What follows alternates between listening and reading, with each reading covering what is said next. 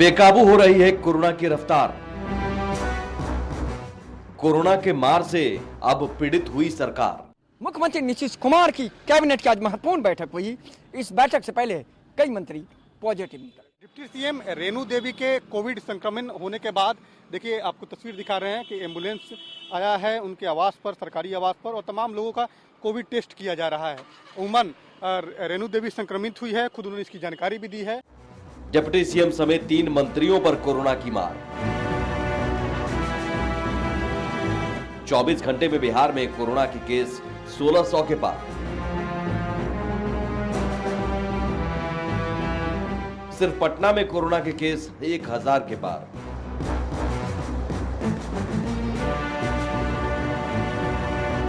Corona की रफ्तार पर भी लापरवाही है लगातार। क्या आपके पास कोई पैसेंजर आया जांच कराने के लिए? नहीं सर, बहुत लोग रोके, उसमें से एक दो मात्रा आया है, बाकी लोग नहीं सुनते, बोलते डबल वैक्सीनेशन हूँ। कोरोना की तेज रफ्तार, लापरवाही का बाजार।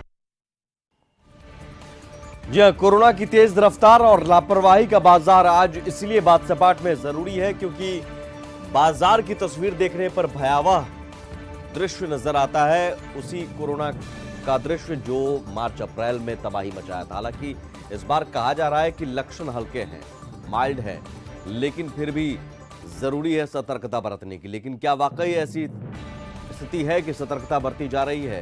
पाबंदियां भी लौट आई है। नाइट कर्फ्यू और तमाम जो सार्वजनिक जगह हैं वहां पर पाबंदियां लगा दी गई हैं, लेकिन बावजूद इसके क्या तस्वीरें ऐसी हैं?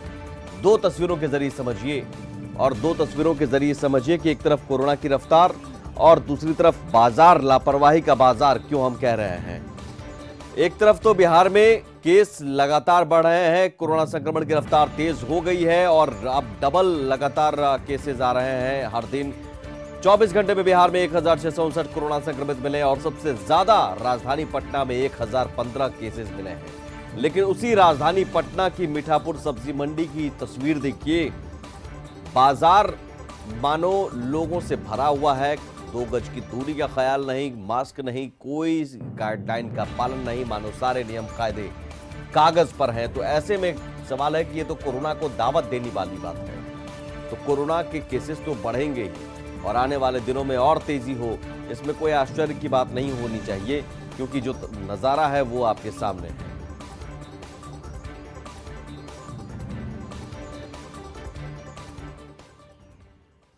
तो कोरोना मरीजों की संख्या दिन प्रतिदिन बढ़ती जा रही है। सरकार ने पाबंदियां भी लगाई, गाइडलाइन भी जारी किया, लेकिन कोई मानने को तैयार नहीं। जरा आप देखिए तस्वीर मीठापुर सब्जी मंडी का, और आपके सामने है ये तस्वीर। आप तस्वीरों में देख सकते हैं कि बाजार में कितनी भीड़ है, और इस भीड़ में सोचिए कोरोना कहीं भी हो सकता है, संक्रमित एक दूसरे को कर सकता है और ये रफ्तार बढ़ा सकता है। किसी के चेहरे पर मास्क नहीं और कहीं कोई दूरी का ख्याल नहीं। तो सवाल है कि क्या पाबंदियों के बावजूद भी कोरोना की रफ्तार में कमी आएगी अगर ऐसी तस्वीर जारी रही तो? और सरकार और प्रशासन और सिस्टम ने सिर्फ कागज पर गाइडलाइन जारी कर, पाबंदियां लगाकर मान लिया है कि हम कोरोना से ऐसे ही लड़ लेंगे, क्योंकि लोग मानने को तैयार नहीं हैं।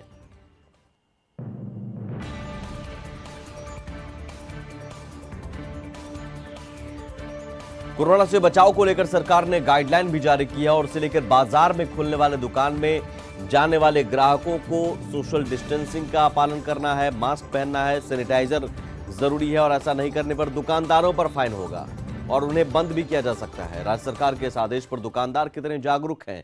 पटना के चांदनी चौक मार्केट के दुकानदारों से बात की हमारे संवाददाता गौतम ने। राज्य सरकार ने कोरोना के बढ़ते मामले को लेकर गाइडलाइन जारी कर दिया है। 6 जनवरी 2022 से लेकर 21 जनवरी 2022 तक ये आदेश जारी रहेंगे, और सरकार ने जो गाइडलाइन जारी की है उसमें बाजार भी शामिल है। बाजार में हालांकि कितने लोग आएंगे इस पर कोई रोक नहीं है, मगर जो भी लोग बाजार में सामान खरीदने जाएंगे उन्हें मास्क पहनना, सोशल डिस्टेंस का उपयोग करना है और सैनिटाइजर का उपयोग करना है। पटना का ये बड़ा मार्केट है, चांदनी मार्केट, और यहाँ के जो दुकानदार हैं उनको भी एक ये नियम का पालन करना होगा। और हम इसी में देख लेते हैं जो लोग हैं उन तमाम लोगों पर ये नियम का असर हो रहा है या नहीं। क्या आप यहाँ पे दुकानदार हैं?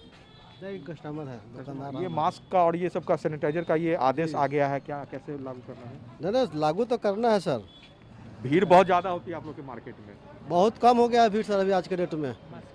इसे कोरोना के चलते भीड़ कम हो गया है। मास्क और ये सब पहनना हाँ, है, नहीं तो फाइन हो अरे जाएगी। बहुत ज़रूरी है, जुड़ो जाता है चेक इन सर। चलिए, चेकिंग्स हो रहे हैं और जो ये मार्केट है, ये पूरा मार्केट में जो है जो दुकानदार हैं उन तमाम लोगों से भी हम बात कर लेते हैं। मास्क का उपयोग करना है। सर, एक आदेश जो जारी कर दिया गया है, कुछ पर कुछ आप लोग तो किस तरह से जागरूक है, क्या कुछ कहेंगे? बता दो। आप ही बताएं, आप ऑनर हैं, क्योंकि आपको सोशल डिस्टेंस का पालन करना है, मास्क भी रखना है, सैनिटाइजर, ये सब व्यवस्थाएं सब आप लोगों ने रखा है? सब चीज़ रखे हैं, कल सब से- सैनिटाइजर भी है, जी। मास्क सब लोग लगाए हुए हैं। जरूरी अब लगता है कि थोड़ा सा आ गया है समय। जी जी जी तमाम और आपका एक मार्केट, बड़ा मार्केट है, लोगों का क्राउड अट्रैक्ट होता है जी सर। कि तमाम जो मार्केट्स हैं, दुकानदार जो लोग हैं, उनसे भी हम जानते हैं कि क्या कुछ है।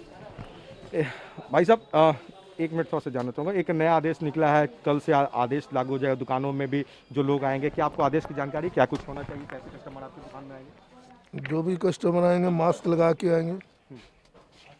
सैनिटाइजर आप लोगों ने रखा है? दुकानदार हैं, उन्हें ये जानकारी है कि ऐसे हालात फिर से बन सकते हैं और सरकार इस हालात को रोकने को लेकर ही जो है ये आदेश निकाली है कि आप सेकेंड वेव जैसे जो लोगों को जान और माल दोनों का जो नुकसान हुआ था, उस ऐसी स्थिति को फिर से ना बने। और जरूरी है कि इस तरह की गाइडलाइन का पालन होनी चाहिए। बिहार के माननीयों पर भी कोरोना ने कहर बरपाया है, इसलिए आम से लेकर खास कोरोना सबको अपनी चपेट में ले रहा है। दोनों डिप्टी सीएम और मंत्री अशोक चौधरी कोरोना पॉजिटिव हो गए हैं। कैबिनेट की बैठक के पहले ही इन सभी का कोरोना टेस्ट कराया गया था और कई लोगों की रिपोर्ट पॉजिटिव आई है। दोनों डिप्टी सीएम के अलावा राज्य सरकार में शामिल मंत्री अशोक चौधरी की टेस्ट रिपोर्ट पॉजिटिव आई है। जांच रिपोर्ट आने के बाद सरकार में हड़कंप मच गया। इधर विधान परिषद के सभापति अवधेश नारायण सिंह भी कोरोना से संक्रमित हो गए हैं। इससे पहले मंगलवार को जेडीयू के राष्ट्रीय अध्यक्ष ललन सिंह भी कोरोना पॉजिटिव हो गए थे। दूसरी तरफ पूर्व सीएम जीतन राम मांझी का पूरा परिवार कोरोना से लड़ रहा है। रेणु देवी की कोविड पॉजिटिव होते ही उनके कर्मचारियों और हाउस गार्ड की कोविड जांच कराई जा रही है।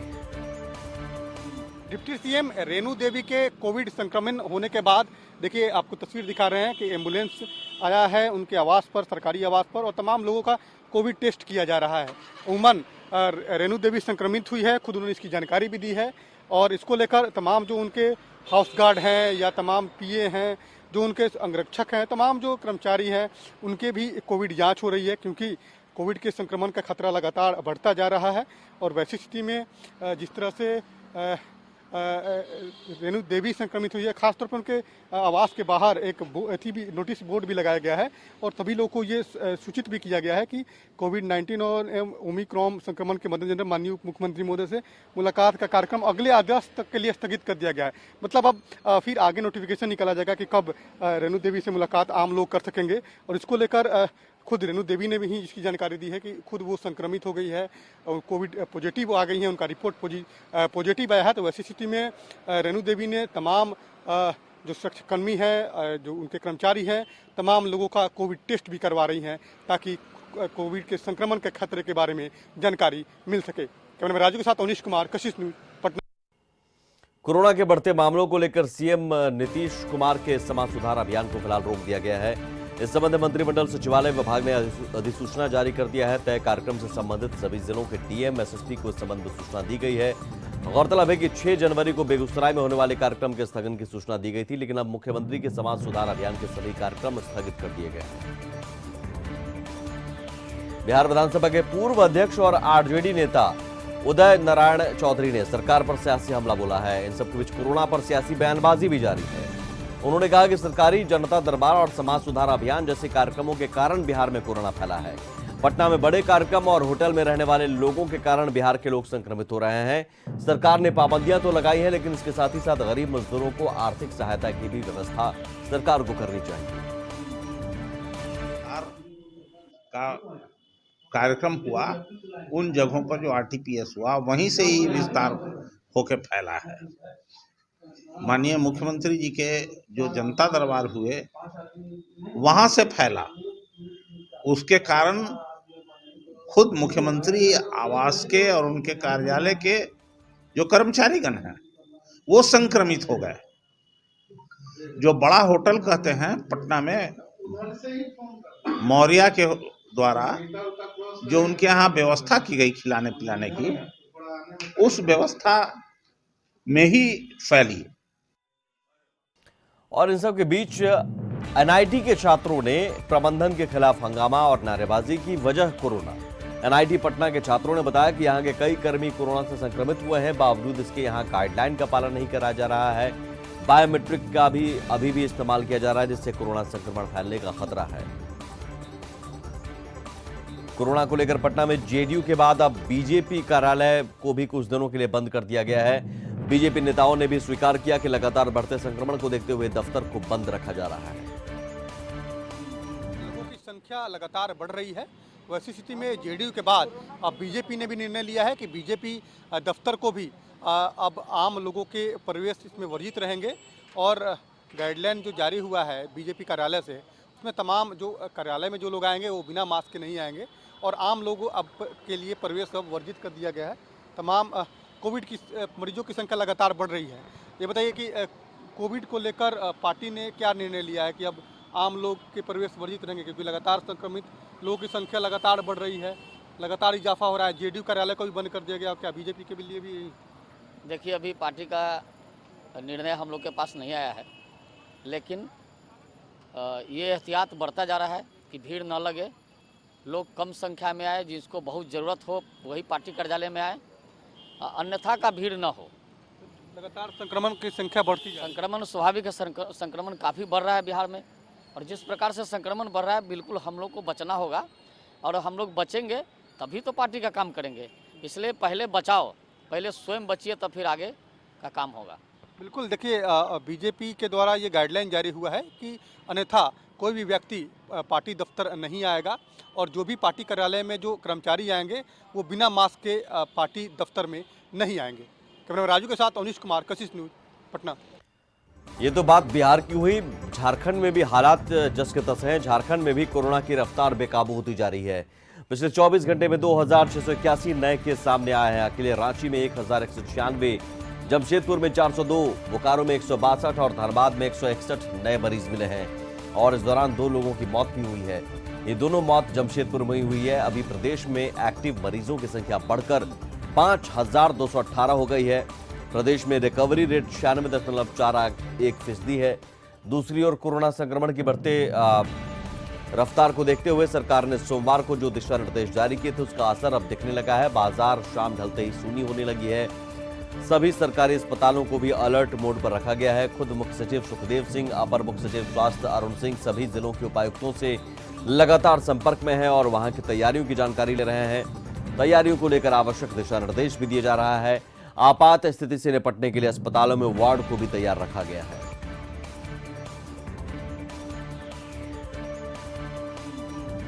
और इस बीच केंद्र सरकार ने बुधवार को होम आइसोलेशन के हल्के और बिना लक्षण वाले कोरोना मरीजों के लिए रिवाइज्ड गाइडलाइंस जारी की हैं।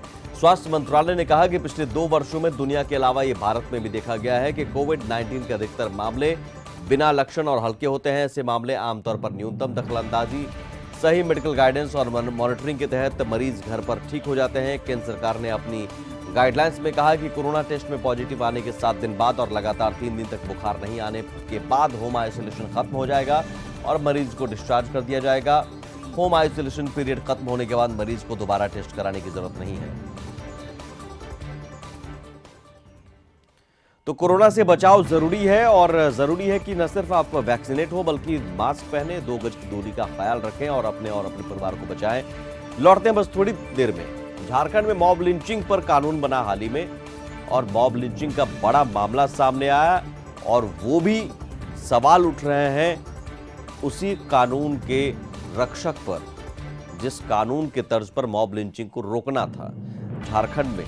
ये पूरी खबर बताएंगे ब्रेक के उस पार।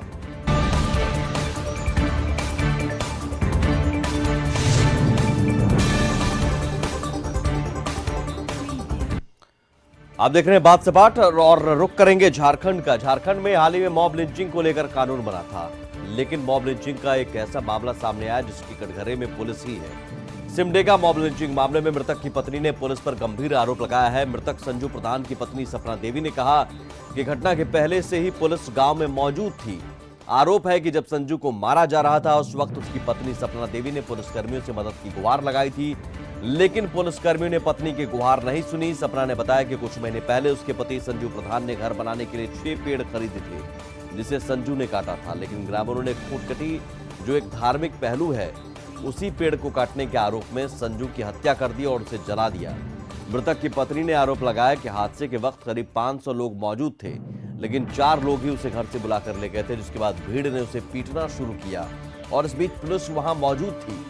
संजू की पत्नी घटना से महज 100 मीटर की दूरी पर थी। उसने लोगों को रोकने का प्रयास भी किया, लेकिन भीड़ नहीं मानी और उसकी आंखों के सामने ही पति को भीड़ ने मारकर जला दिया। इधर मुख्यमंत्री हेमंत सोरेन के निर्देश के बाद प्रशासन की ओर से जांच कमेटी का गठन किया गया है। बेसरा जारा गांव में हुई मॉब लिंचिंग की घटना के बाद प्रशासनिक अधिकारियों का अमला गांव पहुंचा। डीसी सुशांत गौरव और एसपी डॉक्टर शमशद तब्रेज ने मृतक की पत्नी, मां और मृतक के दूसरे परिजनों से मुलाकात कर घटना की जानकारी ली है। अधिकारियों ने पीड़ित परिवार को आश्वस्त किया कि घटना में शामिल लोगों की पहचान कर उनके खिलाफ कार्रवाई की जाएगी।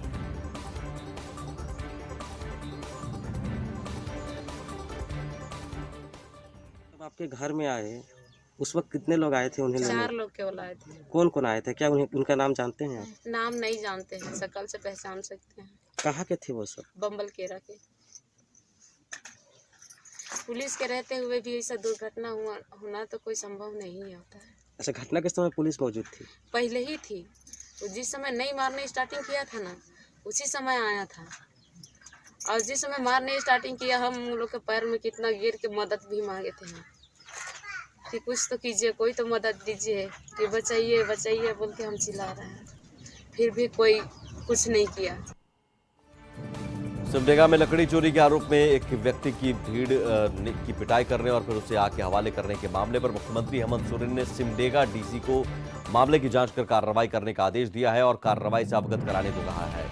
बता दें कि पिछले दिनों विधानसभा के शीतकालीन सत्र के दौरान मॉब लिंचिंग को लेकर झारखंड सरकार की तरफ से कानून भी पारित किया गया, जिसमें मॉब लिंचिंग को जघन्य अपराध माना गया और दोषियों के खिलाफ कड़ी कार्रवाई करने की वकालत की गई। वहीं विपक्ष के नेता बाबूलाल मरांडी ने सिमडेगा के कोलीबिरा में शख्स को जिंदा जला देने के मामले पर कहा कि यह अमानवीय घटना है और गांव में पुलिस के नहीं घुस पाने को लेकर सरकार पर हमला बोला। जिस क्रूरता से एमसीसी के द्वारा वहां हत्या की गई और सिमडेगा में मॉब के द्वारा, तो हमें लगता है ये दोनों ही घटना बिल्कुल अमानवीय है और सरकार की ये जो कमजोरी है वो बिल्कुल साफ दर्शाता है। और जिस प्रकार से मैंने अखबार में पढ़ा आज, खास करके सिमडेगा का, तो पुलिस तक को भी वहाँ नहीं घुसने दिया और पता नहीं किसी गिरफ्तारी हुई है कि नहीं, केस हुआ है कि नहीं। झारखंड के पाकुड़ में गैस लदे ट्रक और बस के भीषण टक्कर में अब तक 16 लोगों की मौत हो चुकी है और 15 गंभीर रूप से घायल लोगों का अस्पताल में इलाज चल रहा है। अस्पताल पहुंचे दुमका के डीआईजी ने सुदर्शन मंडल ने घायलों का हालचाल जाना। उन्होंने कहा कि 16 लोगों की मौत हुई है, कई घायलों की स्थिति गंभीर बनी है, 2 गंभीर घायलों को बाहर रेफर किया गया। जिला प्रशासन ने कंट्रोल रूम बनाया है जिसका नंबर है 06435222064। रिकॉर्ड नंबर है 9262216191। इस नंबर पर फोन कर घटना से संबंधित जानकारी ली जा सकती है। राज्य सरकार ने मृतक के परिजनों को 1-1 लाख रुपए मुआवजा देने की घोषणा की है।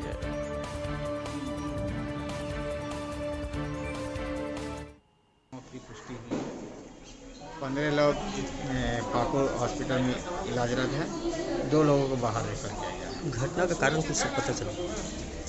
घटना का कारण कुछ पता चला?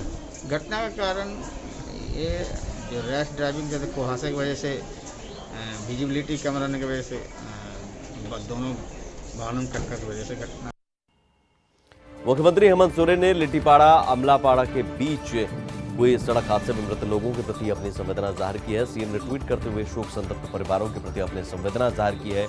मुख्यमंत्री ने जिला प्रशासन को दुर्घटना में घायलों के समुचित इलाज के लिए निर्देश दिए हैं। गौरतलब है कि दुमका और पाकुड़ के बीच पाकुड़ से लिट्टीपाड़ा अमरापाड़ा आ जा रही एक बस और गैस टैंकर में टक्कर हो जाने से कई लोगों की मौत हो गई, वहीं दर्जनों लोग गंभीर रूप से घायल हैं।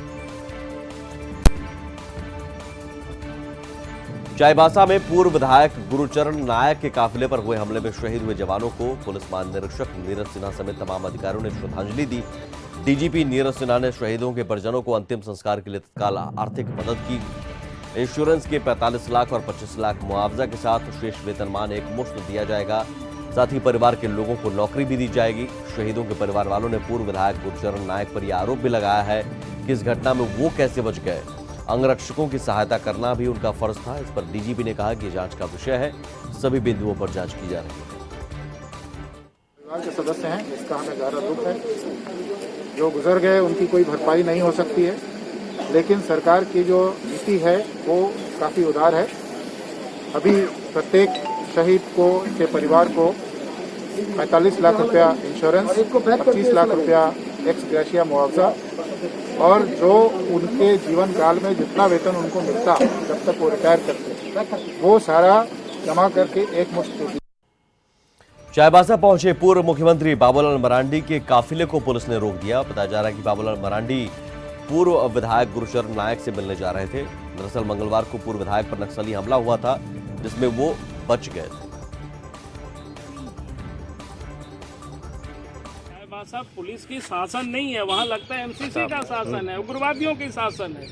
तो ऐसी राज्य में ऐसी सरकार को बने रहने का कोई मतलब नहीं होता है। अगर मेरे जैसा आदमी को, व्यक्ति को जाने में अगर ये रुकावट है तो आप समझ सकते हो साधारण लोग उधर किस हालत में लोग रहते होंगे, कैसे लोग जीते होंगे। ये आप उनके बारे में सहज ही आप सोच सकते हो, कल्पना कर सकते हो क्या भयावह स्थिति होगी उस क्षेत्र में। और इसी के साथ बात सपाट में आज बस इतना ही। कल फिर होगी मुलाकात। नमस्कार।